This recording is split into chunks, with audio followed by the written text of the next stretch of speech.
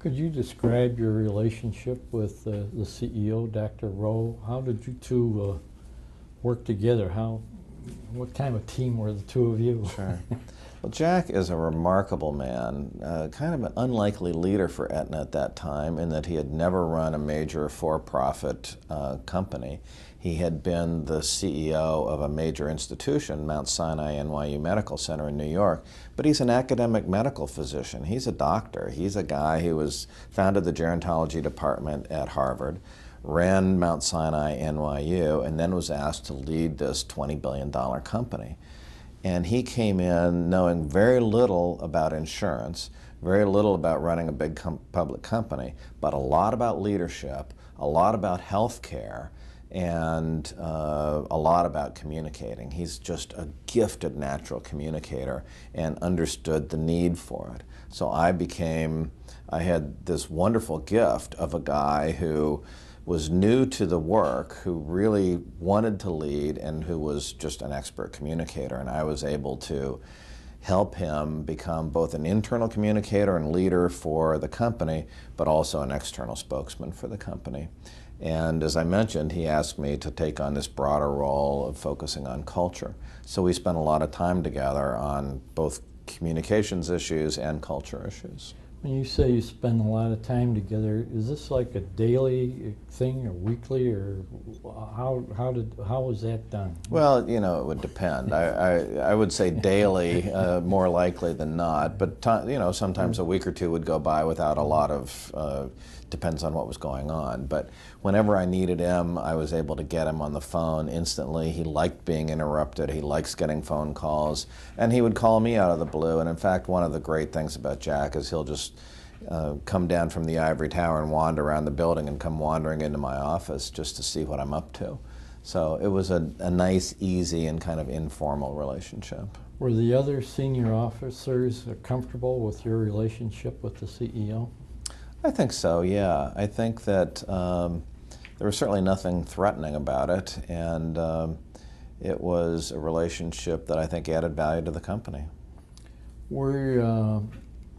You had to have a degree of credibility with the other officers and actually with your subordinates. Yeah. What do you feel contributed to the fact that you had that kind of relationship and had credibility and were accepted, that your ideas were accepted at it? Yeah.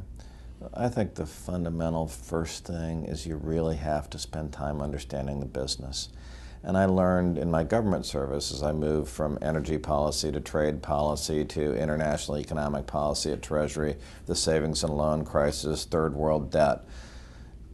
You got to be able to move from issue to issue to issue and not do it at a superficial level. You've got to be able to drive down deep. You've got to be able to understand the fundamentals and understand the critical success factors for that organization in order to make a contribution.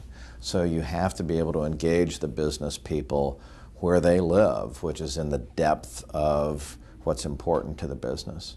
And then secondly, you have to be willing and able to speak up and have a point of view.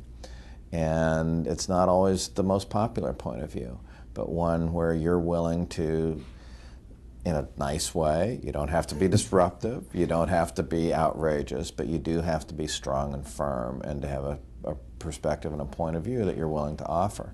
And if you're willing to do that consistently, and you understand what you're talking about, you know the business and you understand your field, you will be respected. I see too many people who are afraid to speak up for fear that their advice won't be welcome. And in fact, it's not always welcome. But if you sit back and sit on your hands, you will not be respected, you'll never have an impact on the organization, and you'll sort of wander off into irrelevance. Can you disagree, and to what extent can you, with a CEO and still maintain a relationship? You can. You can if you do it out of respect for him or her and a conviction that there's room for disagreement, there's room for multiple points of view, and offer your perspective with respect. I think you can and should, in fact, have an obligation. And if you don't, you're not doing your duty. And I think if you're not doing your duty over time, they recognize that. Nobody wants a lackey who, just does what they're told. You're hired and paid at these rates to think clearly and to offer sound advice. The next aspect of that would be to get into the subject of ethics, is to people in business are expected to be ethical.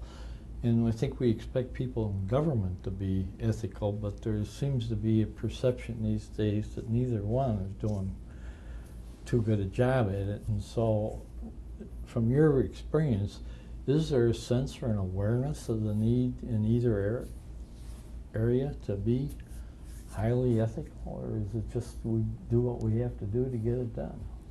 Well, I feel that I've been very fortunate to work in companies that have been very focused on operating ethically. And I've worked with people, both in government and in the private sector, who believe that that is just a fundamental critical factor. More than a critical factor, it's sort of the price of entry. It surprises me and alarms me when I see people in politics or in business who are willing to do whatever it takes to get whatever it is that they want. And unfortunately, they do seem to exist. It's shocking. And I don't know where it comes from.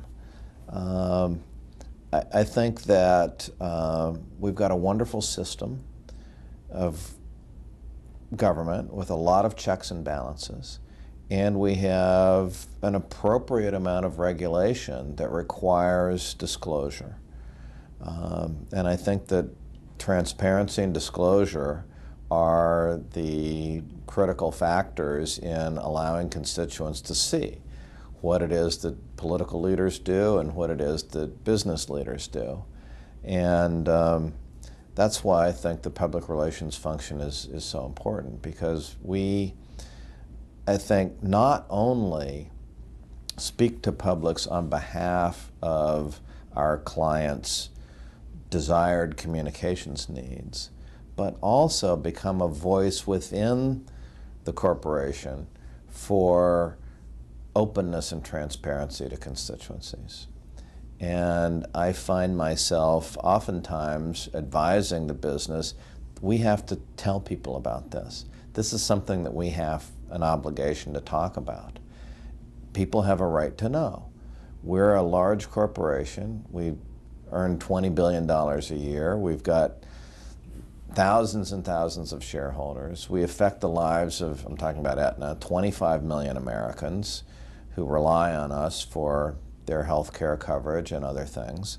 And we have an obligation to operate openly, to give people insight into what we're doing and why we're doing it.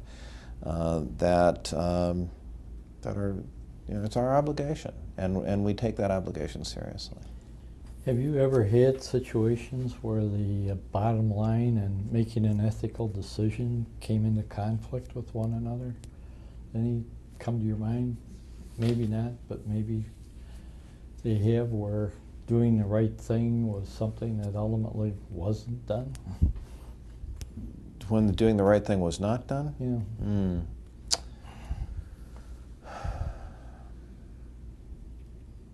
Well, I don't know that I want to give an example of that, but let me give an example of the opposite. Okay. We were in a meeting not too long ago at Aetna, and we were talking about some of our policies around medical management, some of the things we pay for. And one of them was mammograms, and someone was saying, well, these pay for themselves, because you do the mammograms and you save not only lives, but you also save medical costs. And the chief medical officer said, well, actually, no, they don't pay for themselves. They're more expensive than the costs that we save. And somebody said, well, why do we do them? And the answer was, because it's the right thing to do. And that is why we do it. And we do it. And so there are ethical corporations. There are people who make decisions based on doing the right thing. And it isn't always about the bottom line. That's a good answer.